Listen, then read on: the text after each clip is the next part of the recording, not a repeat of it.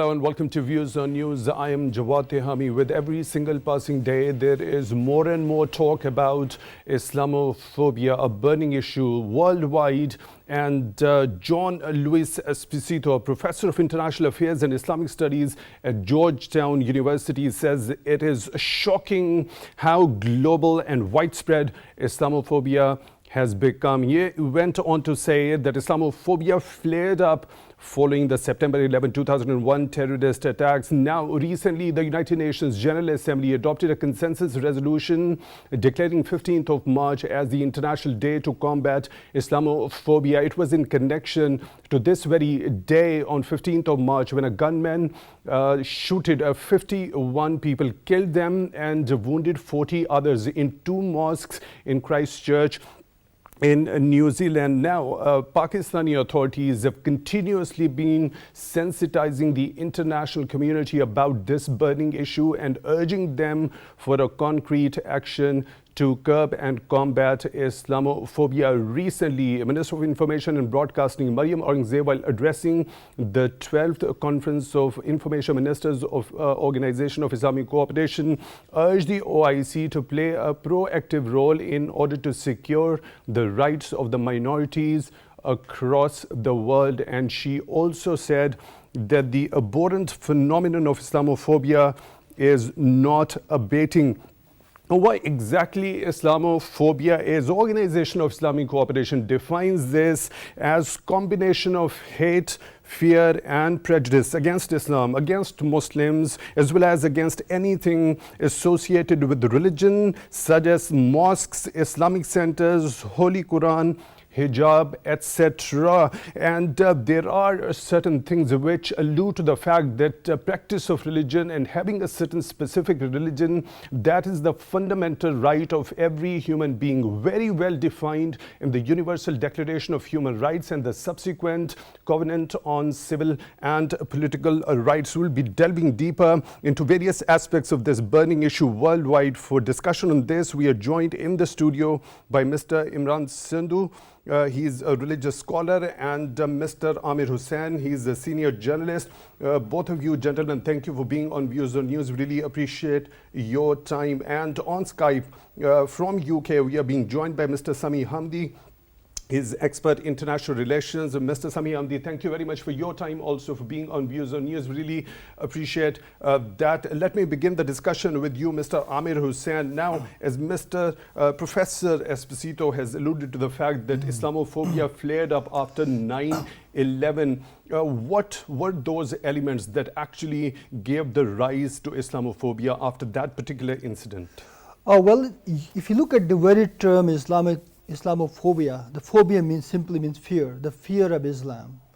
So what is the fear of Islam has to be understood in the larger context of historical processes, where Islam has become more like a cultural conservatism. And when we look at the West, with the rise of right-wing political leadership in the West and the new liberal market economy that is going on, I think Islamophobia is more seen as a threat to their culture, and it was started in early 90s when Huntington wrote this book, The Clash of Civilization.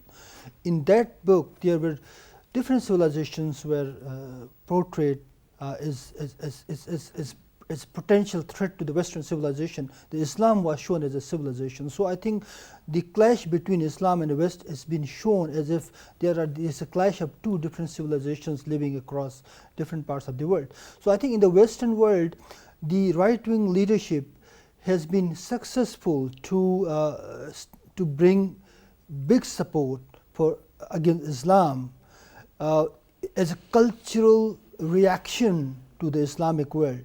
The term Islam is so monolithically used. This term Islam is so homogeneous. It's not a homogeneous term. You see, if you look at the Muslims from Jakarta to Morocco, they have different expressions. So there are different Muslim cultures across the world. So the very term Islamic is problematic because it does not cover the larger political and cultural expressions of Muslims across the world who have their own experience with faith, who have their own experience with their culture. So I think that this Islamic term is a problematic, and it has been used politically to marginalize certain group of people in the Western countries and also non-Western countries as well. So it's more about creating an artificial enemy for political gains, and that is what is happening. Mr. Amir Hussain, now Minister of Information, while addressing the 12th OIC Conference of Information Ministers, highlighted the deliberate use of instruments of information control, the defined perceptions about Islam and Muslims. That alludes to the fact the very sinister campaigns that you have already also mentioned, that are using this particular thing for certain political gains. Absolutely. So the use of media was very crucial in that, and the information control associated Absolutely. with that. You see, this has become also a corporate finance campaign in the Western world.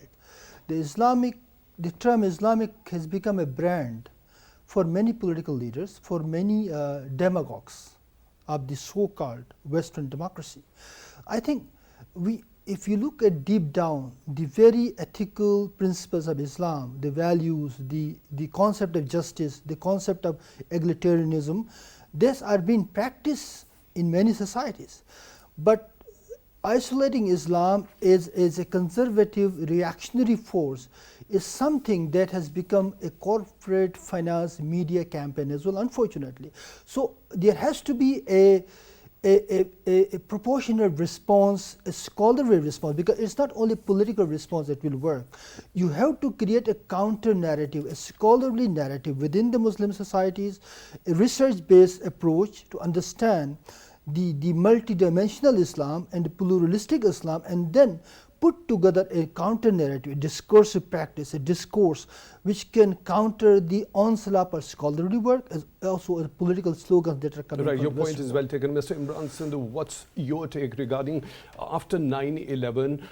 There are many people who are of the view that it was primarily because of the silence of the Islamic scholars that they couldn't portray the true interpretation of Islam, especially they went on a back foot and more misperceptions about Islam as a religion, as a code of life, as well as the Islamic societies worldwide was spread across the Western world in particular. Bismillah ar-Rahman ar-Rahim. Thank you for calling me in on this very important topic. First of all, I would like to comment on not only post 9/11 era, but pre 9/11 era even. It's this Islamophobic reactions is as far into the history as humanity is, because Islam in its origin, is a peace, is absolute peace loving religion. Rather, the societies around the world, I would say, are the so-called secular societies of the world. They are anti-religion, and I don't say that they are anti-religion in their anti-religious perspective. Those societies was right or wrong. I would not comment on that. But the thing is, the religion itself at some point in time became anti-human. So that thing in their societies, where religious people of their society, they became anti-human. Mr. Sandhu, I would beg to contest on this particular thing. Perhaps religion didn't happen to be anti-human. It was certain group of people whose practice actually gave the very perception that religion has turned into anti-human. I would beg to differ. Religion. We take religion as Islam, but Islam and religion, there are two separate things. Islam is a system where religion is something that was understood by some religious people, and they call it as religion. Like Christianity is a religion, Buddhism is a religion. All these religions are interpretations of human beings. Islam stand out not as a religion perceived by human beings. It is revealed by God Himself. So this is the difference.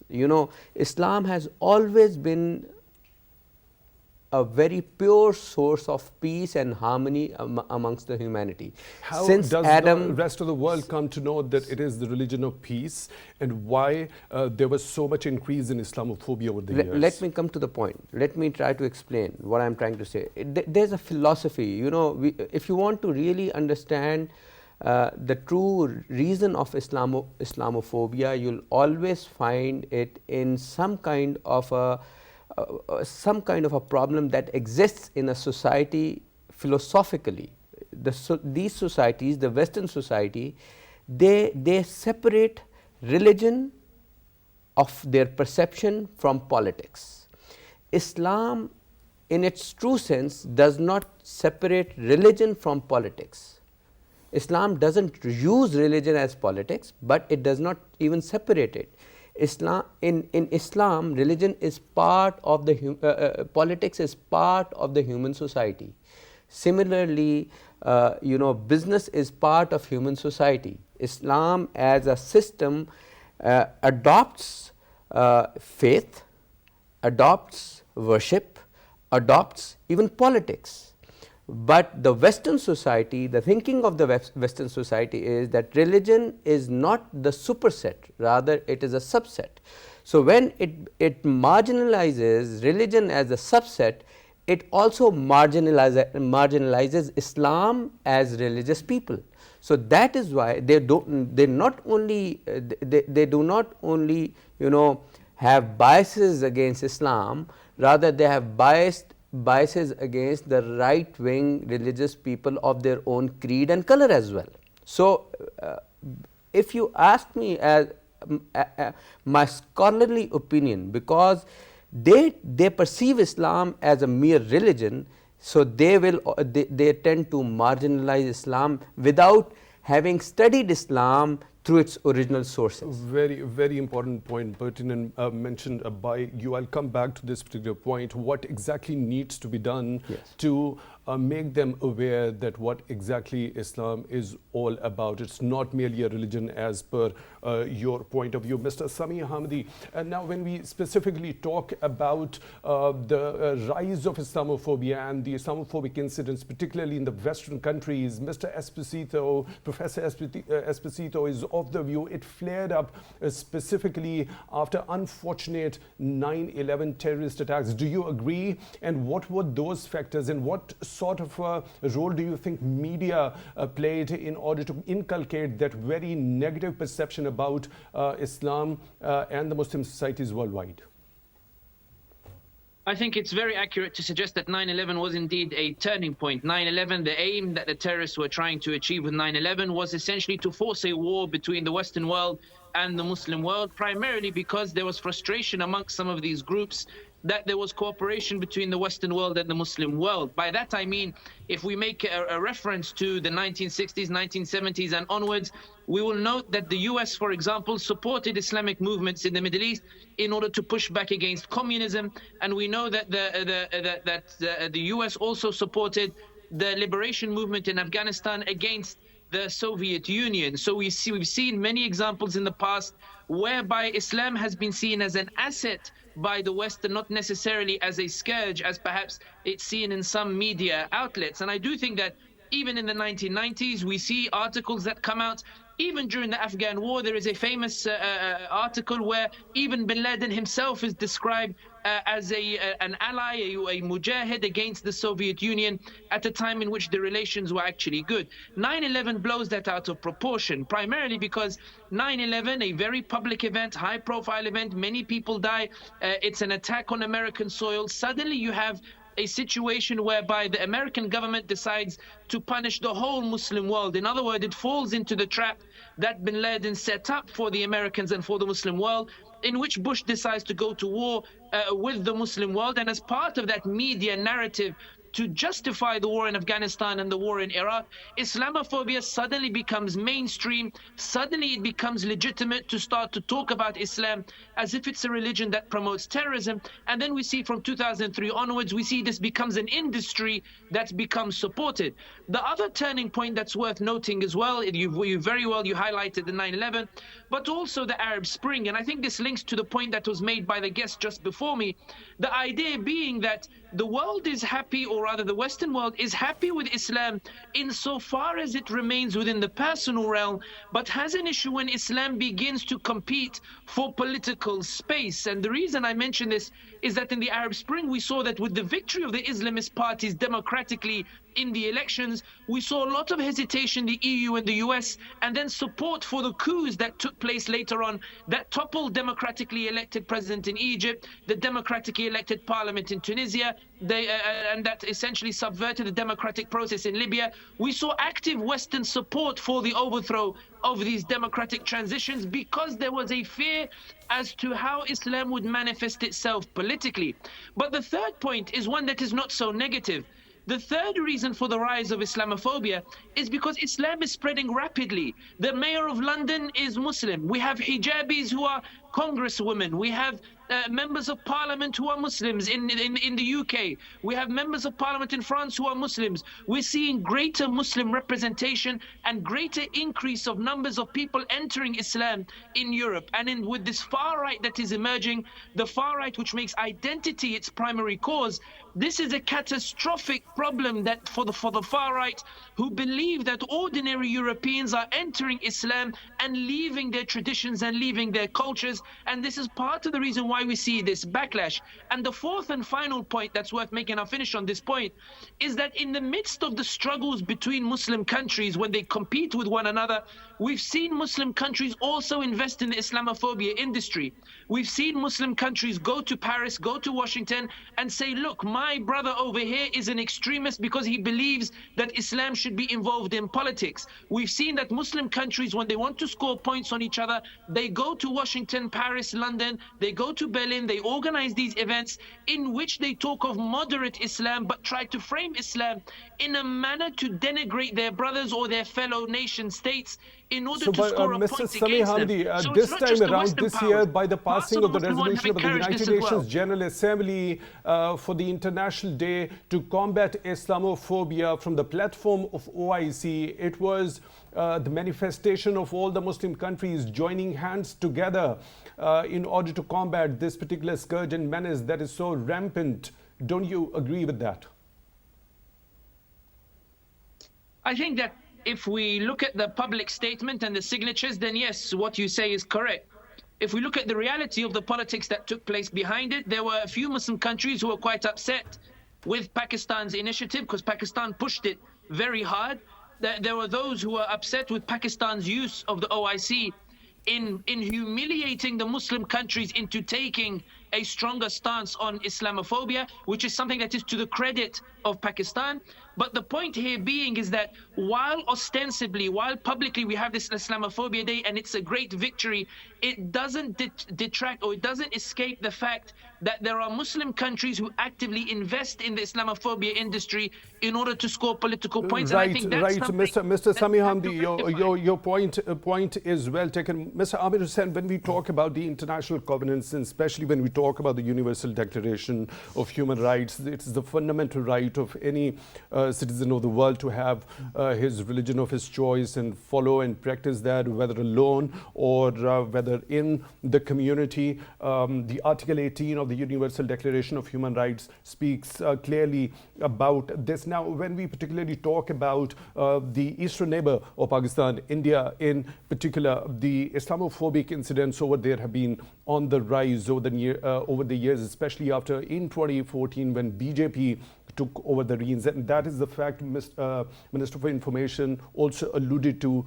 that there is rampant and increasing hate crime and hate speech over there. The Muslims are being discriminated, the discriminatory laws are being passed over there. Now when India claims to be the largest democracy of the world, don't you think its practices regarding the discrimination against Muslims there within India, also in Indian occupied Jammu and Kashmir, go against the Universal Declaration of Human Rights and also other covenants? Absolutely, because the Indian fascist regime is actually an anti-Muslim feeling. They always have been doing this, because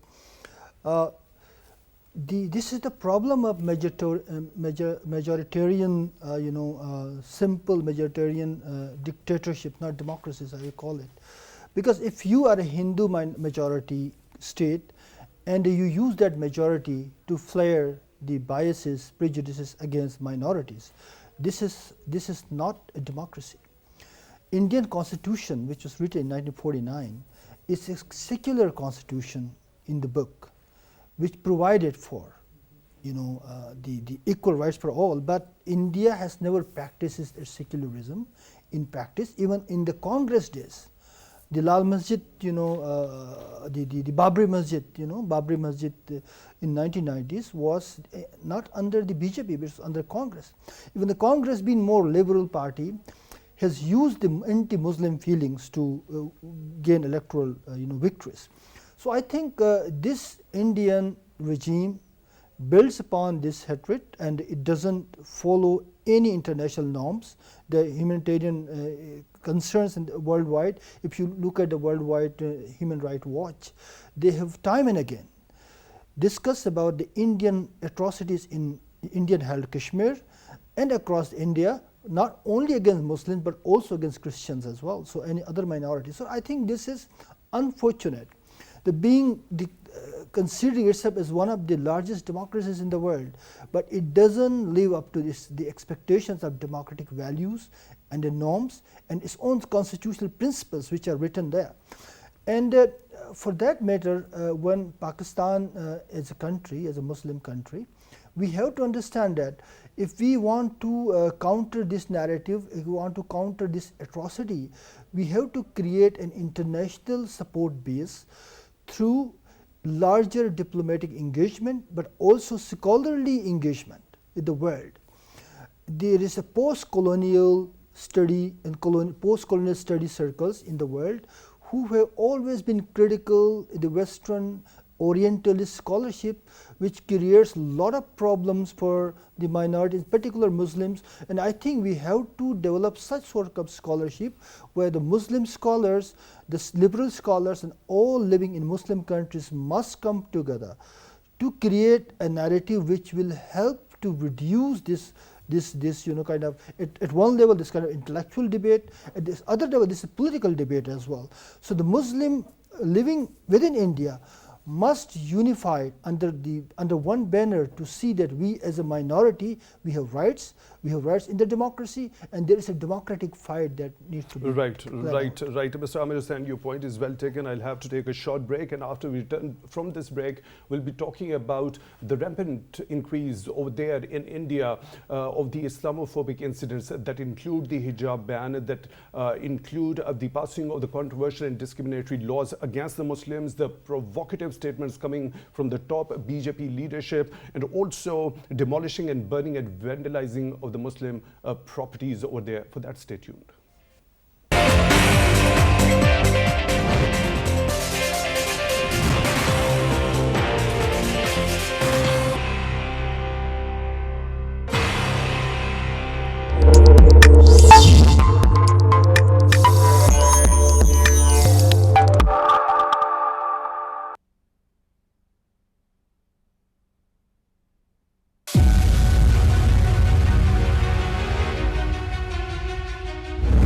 India is systematically destroying economy of occupied Jammu and Kashmir to starve the Kashmiris. India is deliberately halting fruit-laden trucks on Srinagar-Jammu highway aimed at strangulating Kashmiris economically. Sopur fruit market suffered around 5 billion rupees loss in September alone as a result of intentional highway closure. There is no sector of economy in occupied Jammu and Kashmir that has not suffered losses in the past 3 years. Jammu and Kashmir's economy has been worst hit since India's unlawful scrapping of Article 370. Modi regime is enforcing a process of political, constitutional, cultural and economic disempowerment in the occupied region.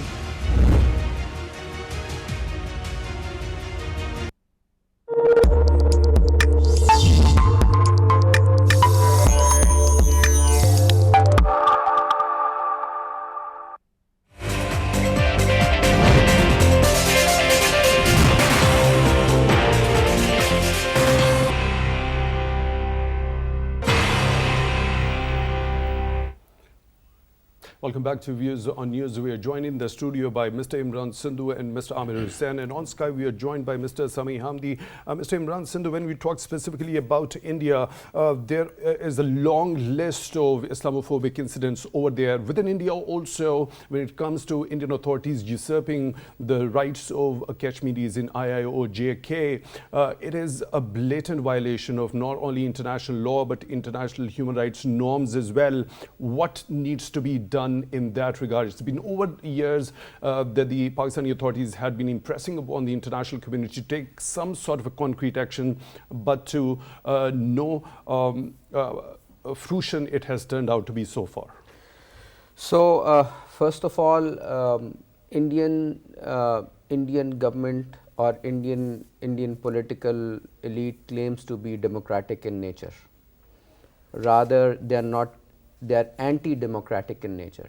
They define democracy as majority rule, enslaving a whole nation of Muslim community over there, a minority, like a minority governing the majority. It's not the government for the people, by the people, like the government of majority enslaving minority. They are all about this. Their original ideology of Hindutva, the superior Hindutva, is based on this kind of marginalization of whole of the Muslim community.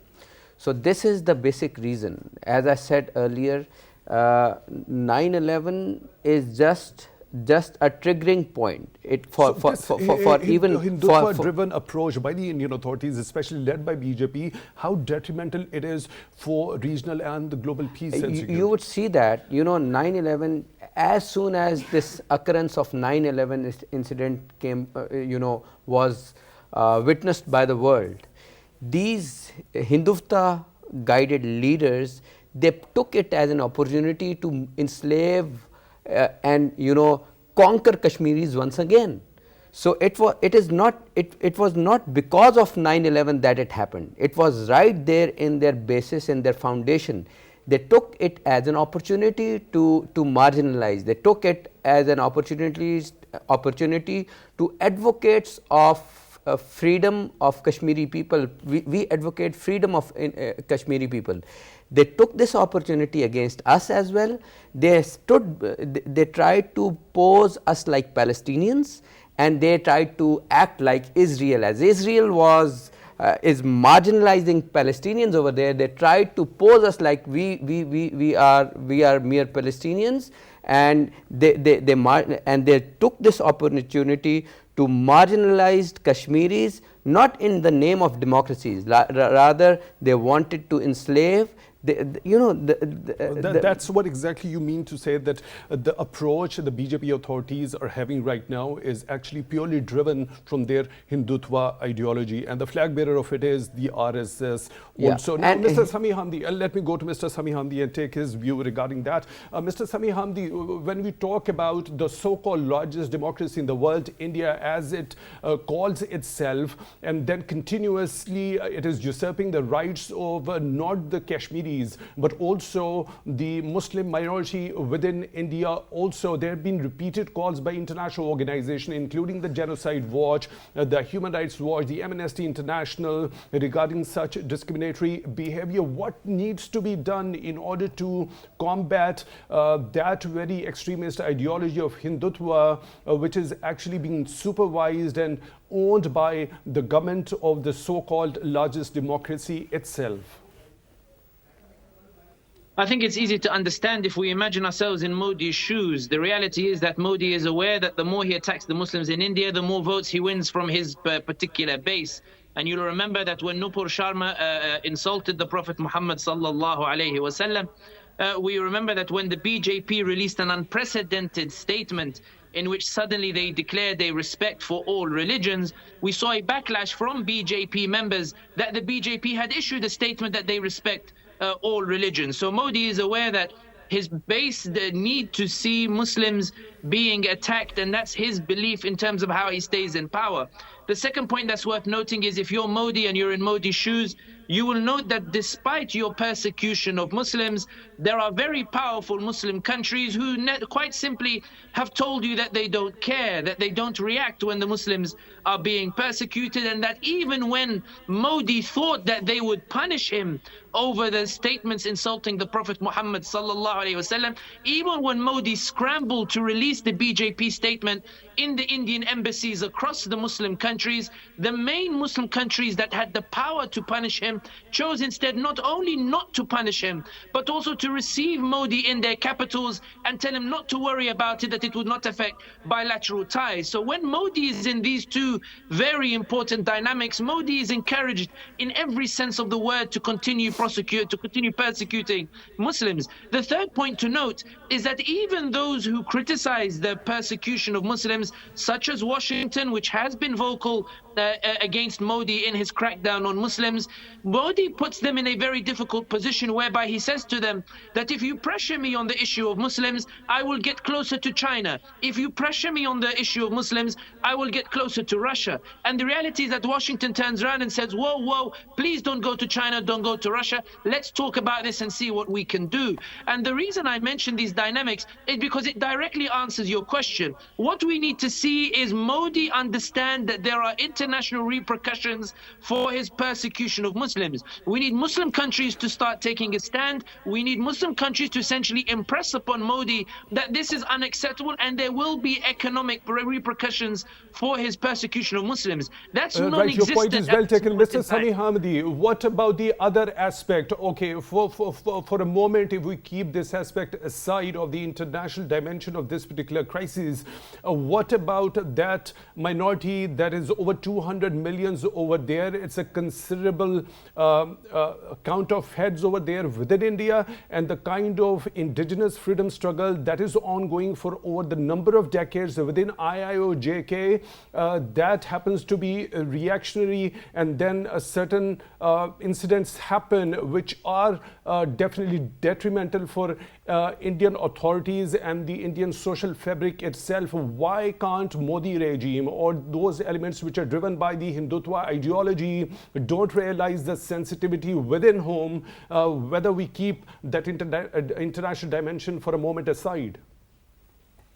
I think that primarily because the Hindutva ideology advocates for Hindu supremacy over India, and that India is a Hindu state first and foremost and has no room for other minorities. That's the ideology of Modi. And I think one of the evidence of that is that we see these narratives that are being peddled by Hindutva ideology, the idea that somehow the Muslims colonized India, despite the fact that Muslims have never been a majority in India. They never forced populations to convert either. But the point here being is that there is this bubble, similar to what we see in the US with regards to the far right. The idea being there is this bubble of these false narratives that are taking place. In terms of the options for the Muslim minority in India, which is your question, the question that you asked, and a very important question, the reality is that we're seeing movement, we're seeing alliances emerge, we're seeing those from the Indian Congress Party, we're seeing influential Indian Hindu thinkers come out and denounce Modi, calling for the rights of Muslims, calling for alliances with the Muslims. And the aim now is to try to get this bloc with other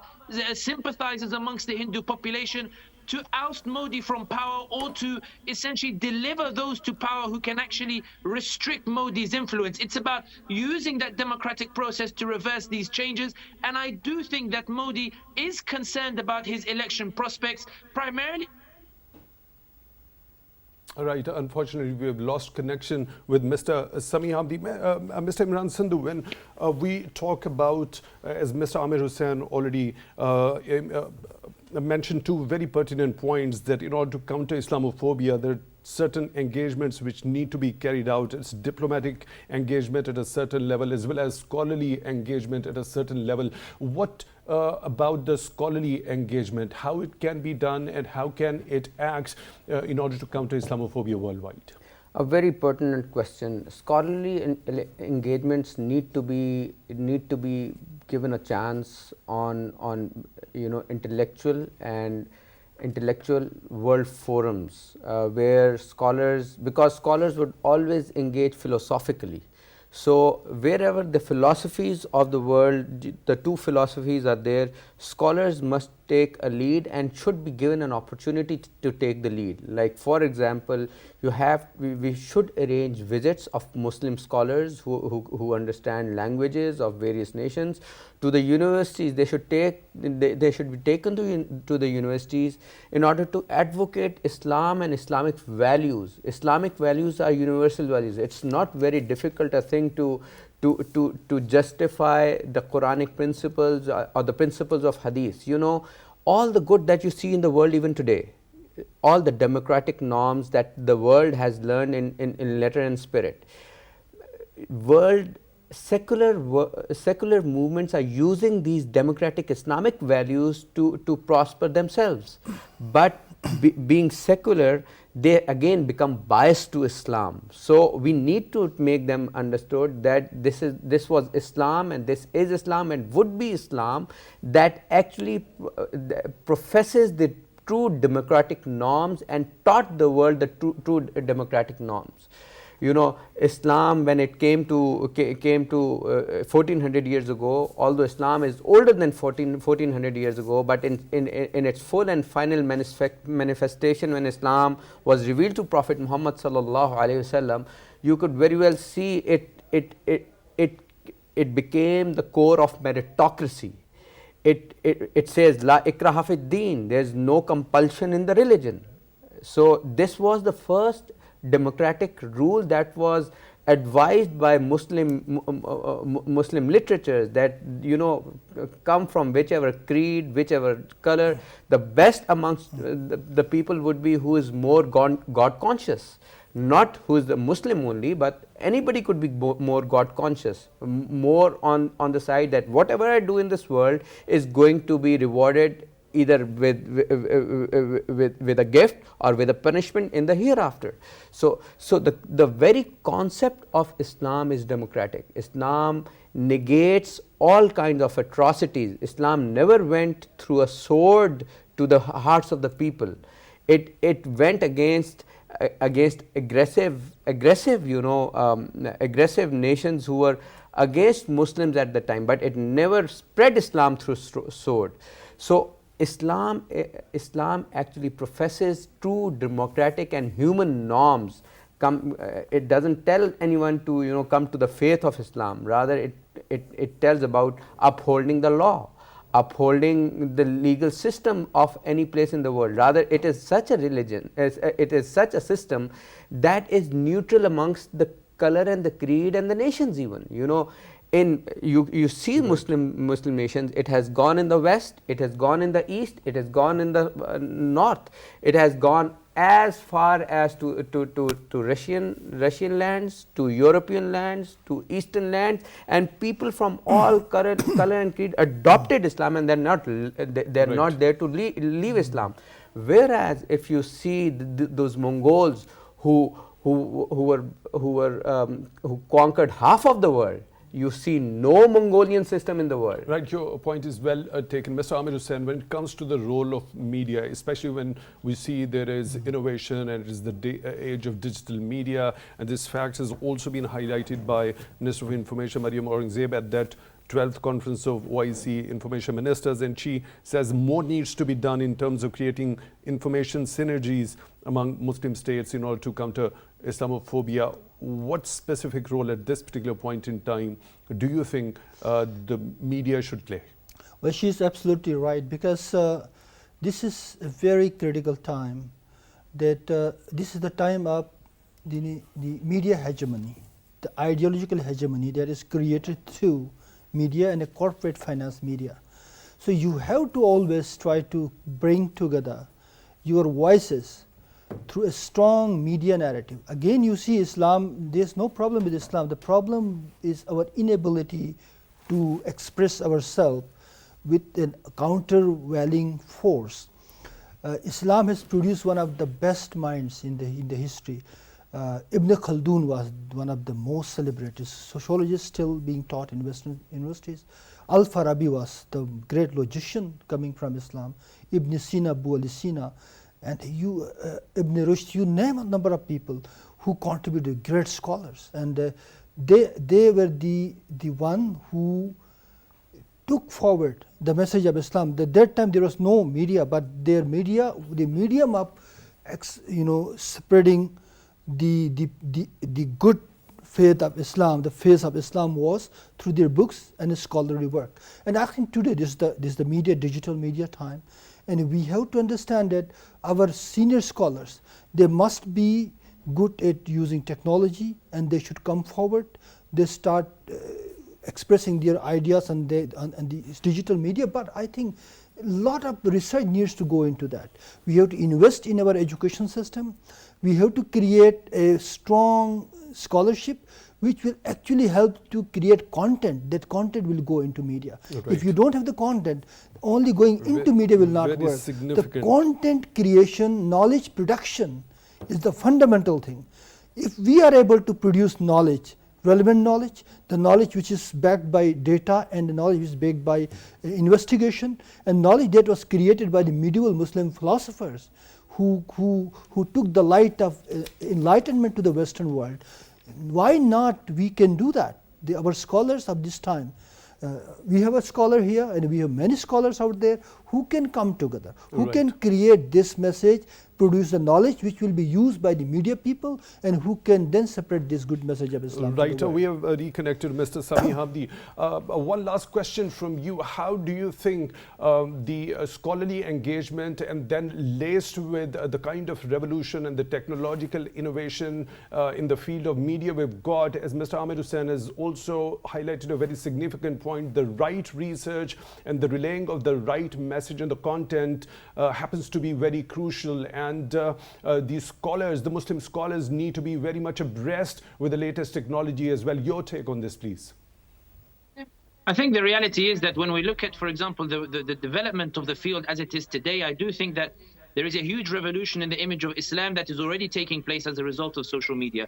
When we look at Sheikh Omar Sulaiman, Hisham Helia, Yasir Qadhi, Mufti Menk, all these other very prominent figures, they've all shot to fame as a result of their ability to leverage social media in order to convey their message of Islam, in order to encourage a discussion of Islam, and also to respond to many of these Islamophobic comments. We also have a new generation of Muslims, the second or third generation immigrants in the European and Western states, who are now have positions at the BBC, they have positions in these various different outlets, who are affording opportunities now for Muslims to come and express themselves. I do think that when we look at the narratives that are emerging, I think we're seeing a clear shift.